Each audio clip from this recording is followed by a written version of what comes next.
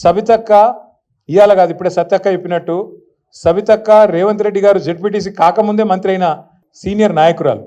అట్లాంటి సీనియర్ నాయకురాలకి నిన్న మహేశ్వరం నియోజకవర్గంలో ఓడిపోయినమో కృషి మీద కూర్చోబెడతారట, గెలిచిన వాళ్ళని మాత్రం కింద కూర్చోవన్నట్టు మనం పిచ్చోళ్ళ లెక్క వాడు కారు అట్లు ఇస్తుంటే వాడు ఇంకోటి చేస్తుంటే పోజులు కొడుతుంటే మనం చూడాలంట. అక్క ఏమనలే పాపం, కానీ కార్యకర్తలు ఊకుంటారా? ఊకోరుగా.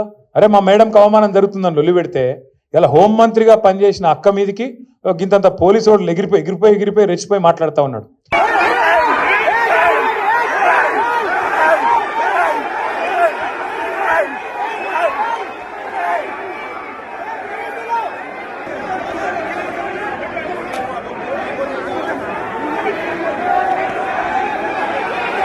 నేను ఇలా పరిగి మాత్రమే కాదు రాష్ట్ర వ్యాప్తంగా ఉండే కలెక్టర్లు, ఐఏఎస్, ఐపీఎస్ అధికారులకు నేను ఒక్కటే గుర్తు చేస్తున్నాను, గుర్తుపెట్టుకోమని చెప్తా ఉన్నా.